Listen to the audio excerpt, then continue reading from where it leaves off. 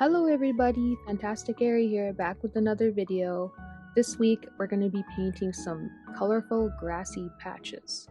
We're diving right into the process part. First I apply the lighter colors, and then we're working light to dark because it is watercolor, and I apply the light green and then some darker greens, and this is all wet on wet technique, so everything's going to blend together and it's going to look kind of cool after it dries. I'm just kind of playing with color here, adding in some brown for kind of like a dirt look, some yellow spots for light, and then this is what we get once it's all dry. It's really cool to see how the colors blend together and dry together with the wet on wet technique. Very suited for these patches of grass, these colorful patches of grass. And now that we have our base patch, our base color, our ground color, we can start adding in our grasses. And for the grass, I'm actually going to use my #1 liner, Princeton Aqua paintbrush. This paintbrush was perfect to use for the grass, getting thin wispy lines. So now that we have our dried patches, I'm going to take this brush and I'm going to make lighter grass colors, creating wispy thin random lines everywhere. Now that we have our lighter tones of grass, we're going to go in with a little bit of a medium tone, kind of in between the light and the dark colors that I'm going for, starting to define the grassy patch a little bit more. Also adding in some dotted texture too, just to give it a little bit more character. What I'm doing is I'm mixing my sap green with my sienna brown, and also using the vermilion green as well, and some yellows. I'm kind of just playing with those colors and seeing what I get, getting darker values and lighter values. I didn't just have one value of green or tone. I kind of went in with more saturated, giving it a little bit more variety for the grass. You'd be surprised how fun grass is to actually paint. You can really get lost in the details. The funnest part about making these grassy patches was the details. As long as you have an overall composition, and I know that sounds funny for a grassy patch, you leave open spaces and not everything has to be covered in grass. It gives the eye a lot to look at and it's more interesting.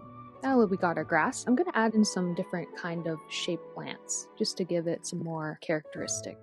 Adding in a little bit of leaves, just dotting them in with a more saturated green. I believe this is the vermilion green. Not sure what kind of plant this is, just using random shapes, but making sure that it's still believable that it is a plant. For the dotted little leaves, I used my #1 round paintbrush, just because it could hold a little bit more water. It's perfect for creating little dots, including these tiny little red berries. This red was very vibrant and very satisfying to apply to this little patch of grass. Looks like this patch is almost complete, and I'm excited to share with you the rest of the sketchbook page with some music. Please enjoy. I'll see you at the end.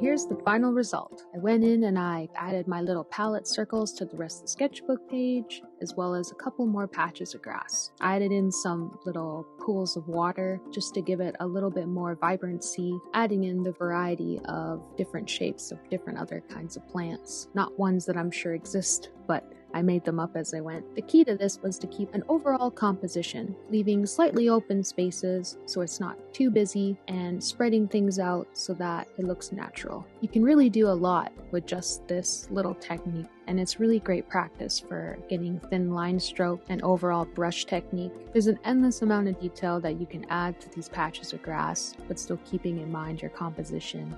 I would say that's about it for this video, guys. Thank you so much for watching. Please like and subscribe if you want to see more. I also have an imprint shop, link in the description below, where you can buy mini prints, stickers, small prints. Definitely check it out if you're interested. As well as all my social media, you can find me there in the description below.